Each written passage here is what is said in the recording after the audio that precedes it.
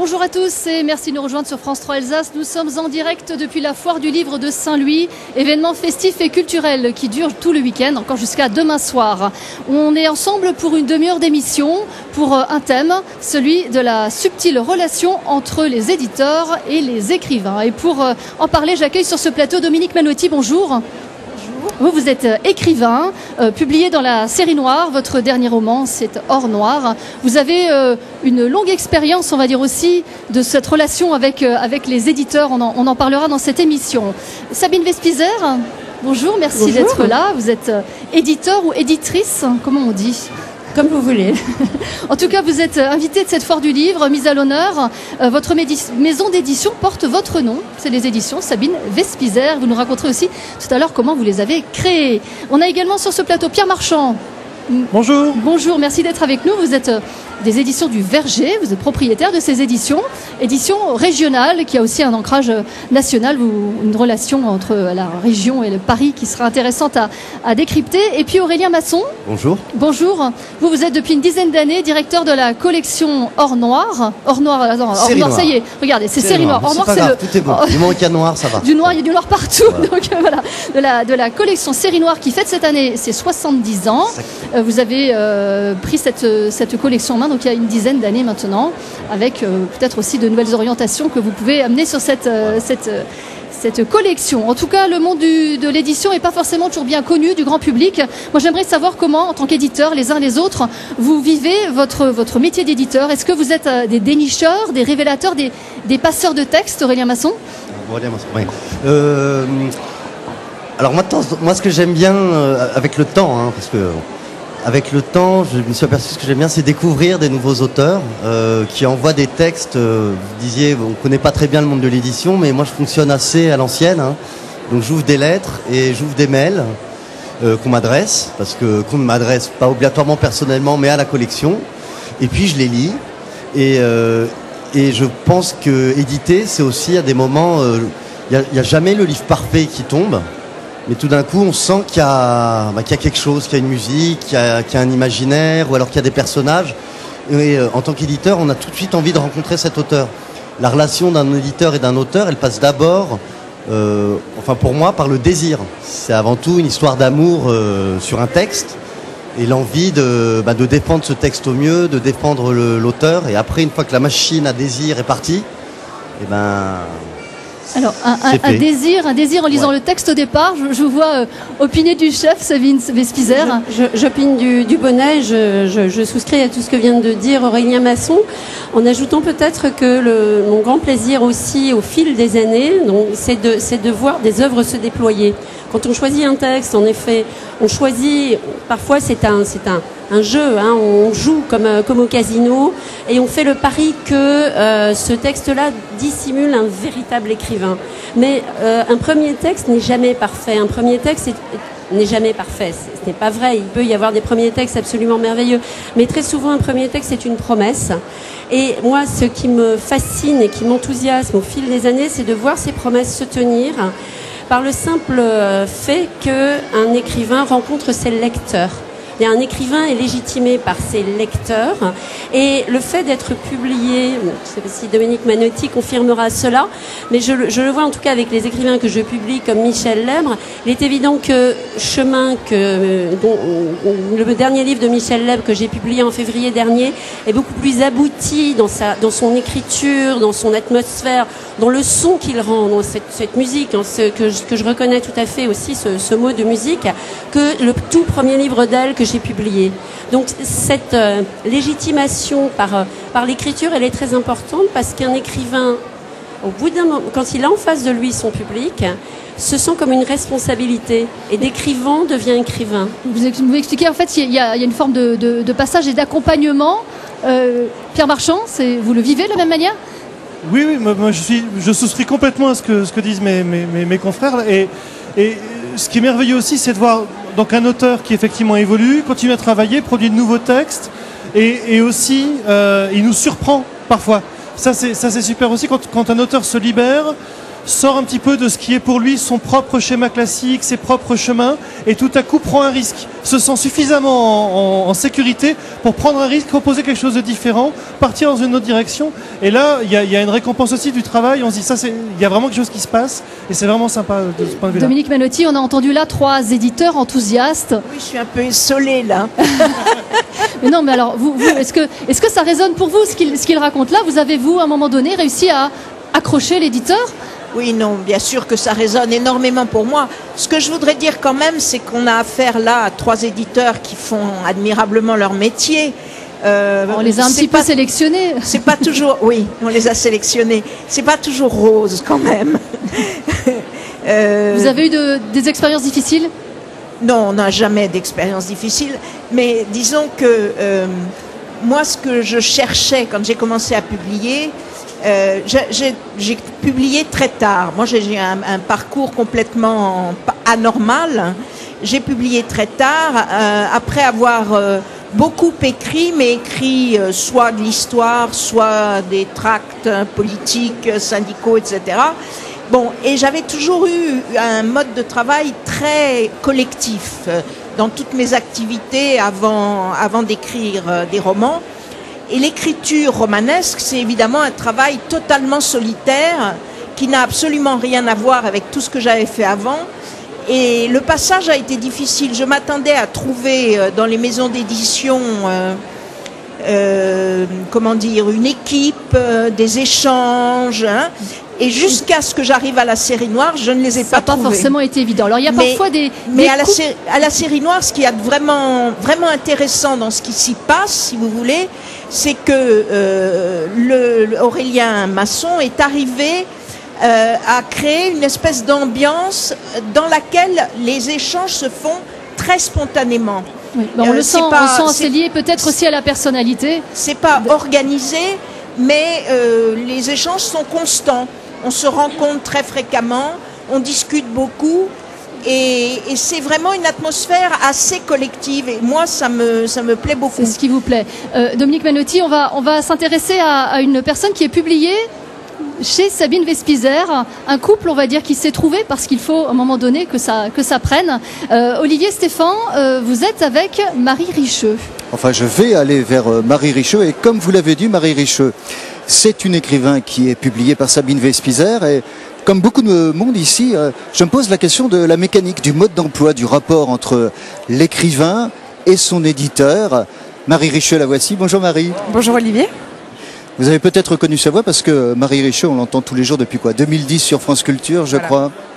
Et donc, Marie Richeux a écrit un premier livre en 2013, on va le voir ici, Polaroid, qui est intéressant parce que c'est un condensé, on ne peut pas dire ça, ce sont quelques-unes des courtes fictions que vous lisez tous les jours à l'antenne et qui ont été éditées par Sabine Vespizer. Et je me pose la question, comment ça marche?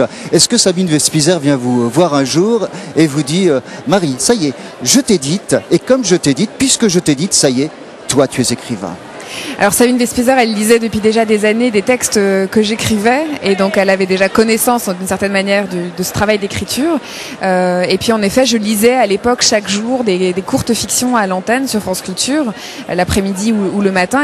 Et un jour, après en avoir entendu quelques-uns, elle dit, je pense que peut-être en réunissant certains et en faisant un choix parmi tous ceux que tu as écrit, des centaines et des centaines, on peut faire un livre. Je ne suis pas certaine que c'est avec ce premier geste qu'elle me désigne en tant qu'écrivain, mais je pense qu'en tout cas, elle me dit qu'on peut commencer un travail et qui fait que peut-être un jour, elle me désignera comme ça.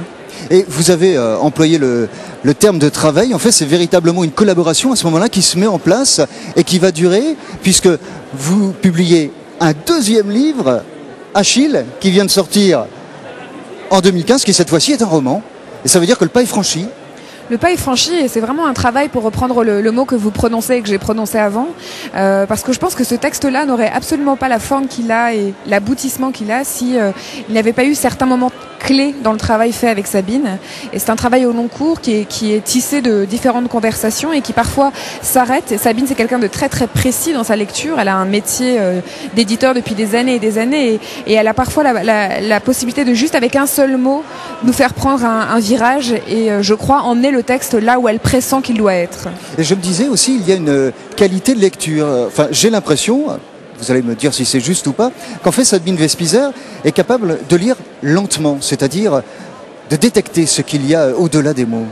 Je crois qu'elle est capable de lire lentement en tant qu'elle est capable de saisir où se trouve le texte et de ne pas projeter sur lui peut-être son propre désir, mais bien de laisser le texte là où il est. Je pense par exemple pour Achille, à un moment donné, il a paru évident que je n'écrivais pas véritablement un roman, mais peut-être un texte qui allait vers un territoire plus poétique, et elle l'a vu, elle l'a entendu et elle n'a pas essayé de l'emmener autre part. Et je pense qu'elle a quelque chose de cet ordre-là. Vous allez écrire un nouveau texte ? J'espère bien. Avec Sabine Vespizer ? Toujours, évidemment. Géraldine, on vous retrouve peut-être avec Sabine Vespizer tout de suite ? Évidemment, d'ailleurs, elle a écouté votre entretien avec beaucoup d'intérêt. Sabine, avec un petit sourire aussi. On sent que vous la portez. Alors, vous ne publiez que 10 livres par an, mais vous les choisissez. Oui, bien entendu. Enfin, moi, j'ai créé ma maison d'édition pour cela, pour pouvoir ne publier peu et publier mieux, d'une certaine manière. On va peut-être simplement rappeler que vous avez été pendant plus de 15 ans chez Actes Sud. Une quinzaine d'années chez Actes Sud, où j'ai fait mes classes. J'ai appris mon métier avec le fondateur d'Actes Sud, Hubert Nissen. Et un beau jour, on vole de ses propres ailes, parce qu'on veut faire le métier comme on a envie de le faire. On veut vraiment faire le métier. C'est-à-dire qu'en fait, on veut faire le métier en suivant les textes. On veut être éditeur dans le sens anglais du terme, c'est-à-dire éditeur, travailler le texte avec l'auteur, ce que décrivait Marie Richeux. Et pour cela, il vaut mieux avoir sa propre structure, parce que le tropisme des grandes maisons est de vous confier de plus en plus de titres. Le tropisme des grandes maisons, c'est quand même un peu la surproduction. Je ne parle pas des collections spécifiques comme la série noire, qui, elle, a un périmètre. Mais quand on est éditeur généraliste, comme je l'étais chez Actes Sud, et que la maison grandit, je finissais par m'occuper, par signer 120 bons à tirer par an, ce qui était absolument considérable et beaucoup trop important pour que je puisse vraiment faire ce travail éditorial, donc ce travail sur le texte qui me passionne et qui m'a donné envie de devenir en même temps publisher, c'est-à-dire chef de maison.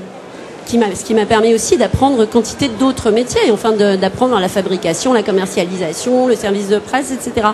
Et finalement, de pouvoir mettre cet enthousiasme que j'ai pour un texte que je choisis, et que je choisis avec soin, puisque je n'en publie que 10 par an, au service direct du marché, entre guillemets, à savoir de mes prescripteurs directs, les libraires, qui sont extrêmement importants pour créer le son et pour arriver à transmettre. On en parlera tout à l'heure des libraires. Alors, 10 livres par an, Aurélien Masson, ça semble peu, en même temps c'est beaucoup. Non, c'est très bien, moi j'en fais 13. 13. Et vous, Pierre Marchand ?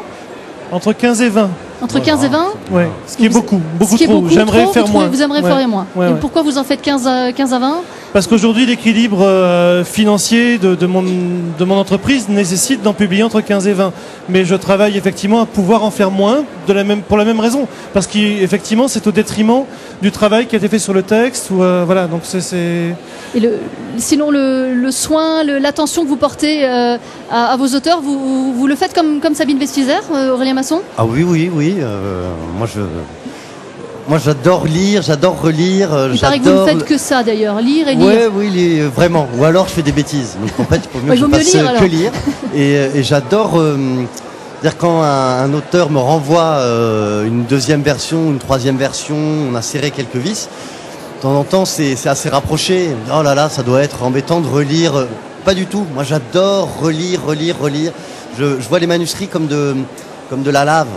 Et j'adore cette sensation de pouvoir écrire. J'aimerais un jour trouver un auteur qui aimerait bien j'allais dire avec moi, c'est lui, mais éditer un livre toute sa vie, quoi. Il éditer à la fin de sa vie. Je suis sûr que les livres pourraient être perspectives, certains projets, hein. Et j'aime cette idée de revenir toujours au travail. J'ai une vision très artisanale du métier. Et tous les auteurs avec qui je travaille, ils ont ça. C'est-à-dire qu'ils ont vraiment cette humilité. Comment elle le ressent, ça, Dominique Manotti ? Non, moi, si vous voulez, là-dessus... Comment il travaille, lui ? En fait, c'est surtout ça qui m'intéresse par rapport à votre texte. Je travaille avec lui. Avec lui, mais comment vous travaillez ensemble, alors ? Mais si vous voulez, les besoins d'un écrivain peuvent être très différents suivant les moments de son existence, suivant le rapport qu'il a avec tel ou tel livre. Ce qui est très très important, c'est de pouvoir être sûr qu'on a son éditeur derrière soi. C'est-à-dire qu'il est là vraiment en cas de besoin. Il est là, c'est le lecteur à qui on fait confiance.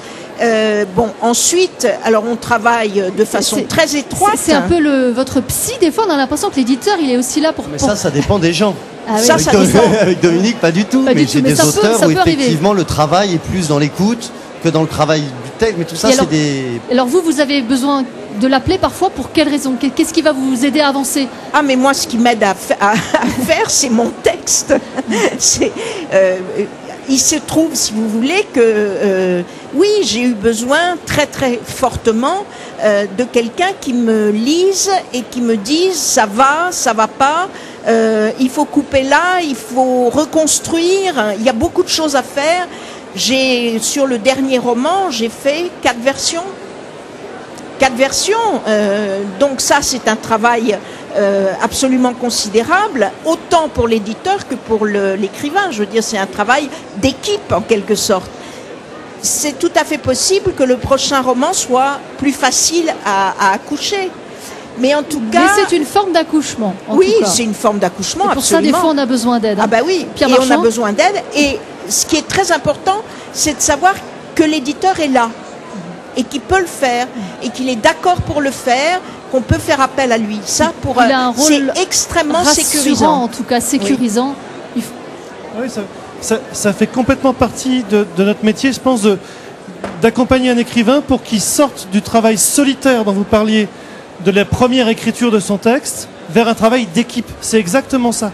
Un travail d'équipe avec son éditeur sur le fond, sur le texte en lui-même, et ensuite, pourquoi pas sur la couverture, sur les façons de présenter, sur le titre, sur tout un tas d'éléments qui vont vraiment amener le projet à maturation pour qu'il soit prêt à rencontrer le public. Et il y a vraiment de ce point de vue-là une émulation permanente. Même il y a des écrivains qui m'ont même amené à m'interroger moi sur la façon dont je les lisais, alors que j'étais en train de les interroger sur la façon dont ils écrivaient. Et ça, c'est passionnant. Il y a vraiment un truc qui se passe de ce point de vue-là. Alors, vous parlez d'aller jusqu'au public. Après, ce texte, il faut le défendre auprès du public. Il arrive dans la librairie, Olivier Stéphan. Le libraire, il est là aussi pour défendre ce texte. Oh bah, le libraire, évidemment. Vous voyez où on est ici ? On est à 47 degrés nord, la librairie de Frédéric Versolato. Frédéric Versolato qui est libraire depuis 1979. Et alors, cette foire en est la démonstration. Un libraire, ce n'est plus quelqu'un qui attend dans sa librairie. Oui, c'est vrai. Un libraire maintenant doit sortir avec ses livres et aller trouver son public aussi sur des foires comme celle de Saint-Louis, par exemple. Mais peut aussi organiser chez lui des rencontres avec des auteurs et inviter ses clients à venir le soir à 20h, le rencontrer, l'écouter, parler avec lui et ensuite le faire dédicacer ses livres. Et ça, c'est quelque chose que vous faites régulièrement, parce que je crois que chez vous, des rencontres, il y en a 5 fois par semaine. Vous dites le libraire peut, mais est-ce que ce n'est pas plutôt le libraire doit ? Oui, il doit aujourd'hui, oui. Oui, je fais entre 3 et 5 animations par semaine. Alors ça peut aller de la rencontre, mais aussi à la dédicace, à l'atelier d'écriture, atelier de pliage de papier, par exemple. Aujourd'hui, on ne peut plus se contenter de rester dans sa librairie, derrière un comptoir. Il faut aussi aller vers les gens et leur proposer des conseils et les livres qu'on a aimés. Et susciter des envies. Est-ce que vous arrivez à créer un lectorat pour des auteurs que vous aimez ? Ah oui, et ça c'est vraiment ce que j'aime faire le plus d'ailleurs. Lire évidemment les livres dont on parle peu ou pas. Travailler avec des éditeurs qui sont un peu moins connus mais qui font vraiment un vrai travail de recrutement d'auteurs, de soutien d'auteurs et ensuite les recevoir.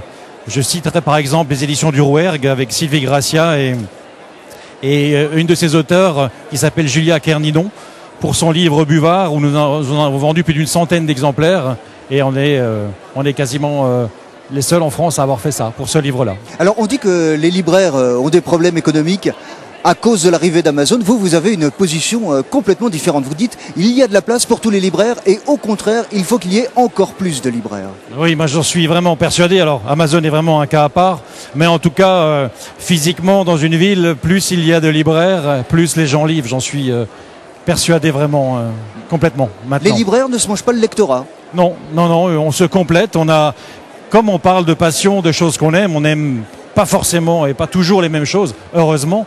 Donc je pense que les clients se répartissent dans les librairies et ils vont vraiment chercher les libraires passionnés et attendre qu'ils leur parlent de livres qu'ils ont aimés beaucoup. Donc Géraldine, cette librairie à découvrir, mais toutes les librairies à découvrir, évidemment, on en est tous convaincus. Toutes les librairies à découvrir et celles qui, évidemment, défendent les textes. J'accueille sur ce plateau Nadine Monfils. Bonjour. Bonjour. Vous êtes écrivain, vous avez aussi publié dans la série noire de Gallimard, c'était avant Aurélien Masson. Patrick Rénal. Voilà, vous avez vous aussi une histoire avec les éditeurs. Ce sont des histoires parfois rocambolesques. Oui, j'en ai plein. Hein. Comme j'ai publié plus de 60 bouquins et que j'ai commencé à l'âge de 20 ans avec un éditeur belge qui allait, il n'avait pas de distributeur, il allait avec sa camionnette chez les libraires, donc c'était déjà assez croustillant. Mais bon, j'étais chez Flammarion, chez Gallimard, chez Casterman et puis chez Belfond, et là je vais au Fleuve Noir. Voilà, donc on a besoin de changer parfois d'éditeur parce que ça ne va plus ou parce qu'ils... Moi, je pense que les éditeurs, pour moi, c'est comme une histoire d'amour. Quand je sens qu'il n'y a plus de désir de la part on y revient toujours au désir, hein, regardez. De l'éditeur. C'est le mot-clé de l'émission. Ou que quand je tire des sonnettes d'alarme en disant attention, il y a ça et ça qui moi, me convient pas, ça va pas. On me dit oui, bon, on va ranger ça.